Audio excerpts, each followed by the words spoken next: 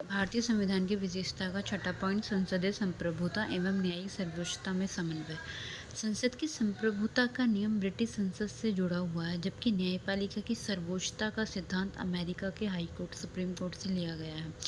जिस प्रकार भारतीय संसदीय प्रणाली ब्रिटिश प्रणाली से बिल्कुल अलग है, ठीक उसी प्रकार भारत में सुप्रीम कोर्ट की जो न्यायिक समीक्षा की शक्ति अमेरिकी सुप्रीम कोर्ट से कम है। ऐसा इसलिए क्योंकि अमेरिकी संविधान में विधि की नियत प्रक्रिया का प्रावधान है, जबकि भारतीय संविधान में विधि द्वारा स्थापित प्रक्रिया का प्रावधान है।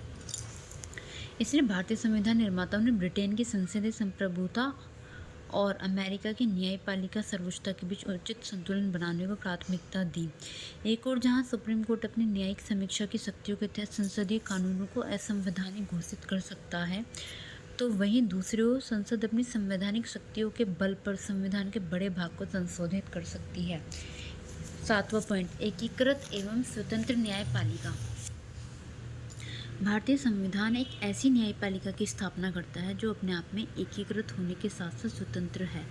भारत की न्याय व्यवस्था में सुप्रीम कोर्ट टॉप पर है, इसके नीचे स्टेट हाई कोर्ट है, राज्यों में हाई कोर्ट के नीचे अधीनस्थ न्यायालय जैसे एक जिला अदालत और अन्य निचली अदालतें। न्यायालयों का एकल तंत्र केंद्रीय कानूनों के साथ साथ राज्य कानूनों को लागू करता है। हालांकि अमेरिका में संघीय कानूनों को संघीय न्यायपालिका और राज्य कानूनों को राज्य न्यायपालिका लागू करती है। सुप्रीम कोर्ट संघीय अदालत है, यह टॉप कोर्ट है जो नागरिकों के मौलिक अधिकारों की रक्षा की गारंटी देता है और संविधान का संरक्षक है। इसलिए संविधान में इसकी स्वतंत्रता के लिए कई प्रावधान किए गए, जैसे न्यायाधीशों के कार्यकाल की सुरक्षा, न्यायाधीशों के लिए निर्धारित सेवा शर्तें, भारत की संचित निधि से सुप्रीम कोर्ट के सभी खर्चों का वहन, विधायिका में न्यायाधीशों के कामकाज पर चर्चा पर रोक, सेवानिवृत्ति के बाद अदालत में कामकाज पर रोक, अवमानना के लिए दंड देने की शक्ति और कार्यपालिका से न्यायपालिका को अलग रखना इत्यादि। 8वां पॉइंट है मौलिक अधिकार। संविधान के तीसरे भाग में 6 मौलिक अधिकारों का वर्णन किया गया है। ये अधिकार हैं इस प्रकार। सबसे पहला है समानता का अधिकार जो अनुच्छेद 14 से 18 तक है। दूसरा है स्वतंत्रता का अधिकार जो अनुच्छेद 19 से 22 तक है। तीसरा है शोषण के विरुद्ध अधिकार जो अनुच्छेद 23 और 24 में है। चौथा है धार्मिक स्वतंत्रता का अधिकार जो अनुच्छेद 25 से 28 में वर्णित है। पांचवा है सांस्कृतिक एवं शिक्षा का अधिकार जो अनुच्छेद 29 और 30 में है। छठा है संवैधानिक उपचारों का अधिकार। यह अधिकार छठा अधिकार संवैधानिक उपचारों का अधिकार सबसे इम्पोर्टेंट अधिकार है और यह अनुच्छेद 32 के अंतर्गत आता है। मौलिक अधिकार का उद्देश्य वस्तुतः राजनीतिक लोकतंत्र की भावना को प्रोत्साहन देना है। यह कार्यपालिका और विधायिका के मनमाने कानूनों पर निरोधक की तरह काम करते हैं और उल्लंघन की स्थिति में इन्हें न्यायालय के माध्यम से लागू किया जा सकता है।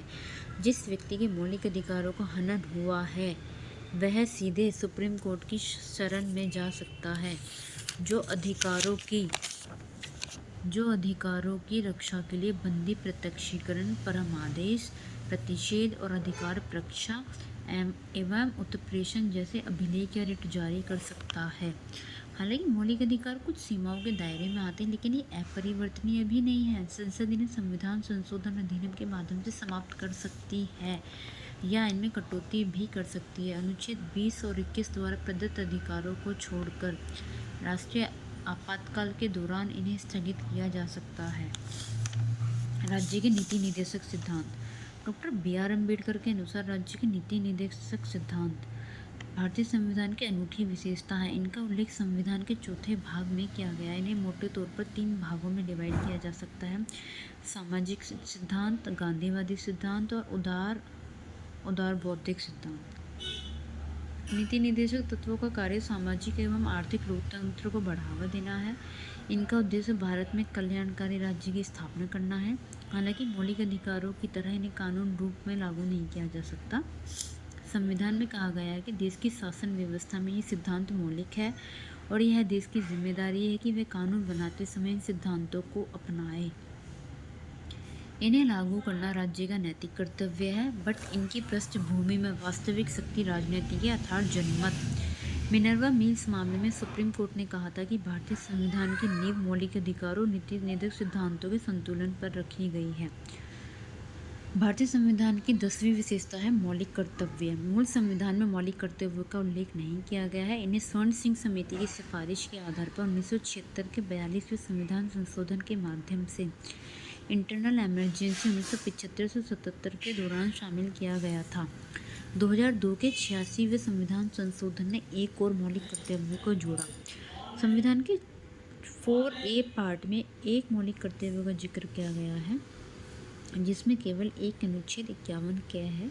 इसके तहत प्रत्येक भारतीय का यह कर्तव्य होगा कि वह संविधान, राष्ट्रध्वज और राष्ट्रगान का आदर करे, राष्ट्र की संप्रभुता, एकता और अखंडता की रक्षा करे, हमारी मिश्रित संस्कृति की समृद्ध धरोहर का अनुरक्षण करे, सभी लोगों में आपसी भाईचारे को भावना का विकास करे इत्यादि। मौलिक कर्तव्य नागरिकों को यह याद दिलाते हैं कि वह अपने अधिकारों का इस्तेमाल करते समय उन्हें याद रखना चाहिए कि उन्हें अपने समाज, देश और अन्य नागरिकों के प्रति कुछ जिम्मेदारियों का निर्वाह भी करना है। नीति निर्देशक तत्वों की तरह कर्तव्यों को भी कानून रूप में लागू नहीं किया जा सकता। एक धर्मनिरपेक्ष राज्य। भारत का संविधान धर्मनिरपेक्ष है, इसलिए यह किसी धर्म विशेष को भारत के धर्म के तौर पर मान्यता नहीं देता। संविधान के निम्नलिखित प्रावधान भारत के धर्मनिरपेक्ष लक्षणों को दर्शाते हैं। साल 1976 के 42वें संविधान संशोधन द्वारा संविधान की प्रस्तावना में धर्मनिरपेक्ष शब्द को जोड़ा गया। यहाँ पे ये कह रहा है कि जो भारत का संविधान है वो धर्मनिरपेक्ष है। यहाँ पे किसी धर्म विशेष को भारत के धर्म के तौर पर मान्यता नहीं मिलती है और ना ही किसी विशेष धर्म विशेष को बढ़ावा दिया जाता है। संविधान के निम्नलिखित प्रावधान भारत के धर्मनिरपेक्ष लक्षणों को दर्शाते हैं। सबसे पहला है कि 1976 के 42वें संशोधन द्वारा संविधान की प्रस्तावना में धर्मनिरपेक्ष शब्द को जोड़ा गया। प्रस्तावना हर भारतीय नागरिक की आस्था, पूजा, अर्चना, विश्वास की स्वतंत्रता की रक्षा करती है। किसी भी व्यक्ति को कानून के समक्ष समान समझा जाएगा और उसे कानून की समान सुरक्षा प्रदान की जाएगी। प्रत्येक व्यक्ति को कानून के समान समझा जाएगा, एक समान कानून के समक्ष एक समान समझा जाएगा और उसे कानून की समान सुरक्षा प्रदान की जाएगी। यह अनुच्छेद 14 में बोला गया है। अनुच्छेद 15, धर्म के नाम पर किसी प्रकार का भेदभाव नहीं किया जाएगा। और अनुच्छेद 16 बोला गया, सार्वजनिक सेवा में सभी नागरिकों को समान अवसर दिए जाएंगे। अनुच्छेद 25, हर व्यक्ति को किसी भी धर्म को अपनाने, उसके अनुसार पूजा अर्चना करने का समान अधिकार है। हर धार्मिक समूह या किसी हिस्से को अपने धार्मिक मामलों के प्रबंधन का अधिकार है। अनुच्छेद 26 में ऐसा कहा गया है। किसी भी व्यक्ति को किसी भी धर्म विशेष के प्रचार के लिए किसी भी प्रकार का टैक्स देने के लिए बाध्य नहीं किया जाएगा। अनुच्छेद 27, किसी भी सरकारी शैक्षिक संस्थान में किसी भी प्रकार के धार्मिक निर्देश नहीं दिए जाएंगे। अनुच्छेद 28, नागरिकों के किसी भी वर्ग को अपनी भाषा, लिपि या संस्कृति को संरक्षित रखने का अधिकार है। अनुच्छेद 29, अल्पसंख्यकों को अपनी पसंद के शैक्षिक संस्थानों की स्थापना करने और उन्हें संचालित करने का अधिकार है। राज्य अपने नागरिकों के लिए समान नागरिक संहिता बनाने के लिए प्रयास करेगा। अनुच्छेद 44, धर्मनिरपेक्षता की जो पश्चिमी अवधारणा धर्म और राज्य के बीच कंप्लीट अलगाव रखती है, धर्मनिरपेक्षता की यह नकारात्मक अवधारणा भारतीय परिवेश में लागू नहीं हो सकती, क्योंकि यहाँ का समाज बहुधर्मवादी है। इसलिए भारतीय संविधान में सभी धर्मों को समान आदर और सभी धर्मों की समान रूप से रक्षा करते हुए धर्मनिरपेक्षता के सकारात्मक पहलू को शामिल किया गया है। इसके अलावा संविधान ने निर्धारिका में धर्म के आधार पर कुर्सी का आरक्षण देने वाले पुराने धर्म आधारित प्रतिनिधित्व को भी समाप्त कर दिया है। हालांकि संविधान अनुसूचित जाति और जनजाति को उचित प्रतिनिधित्व प्रदान करने के लिए अस्थायी आरक्षण प्रदान करता है।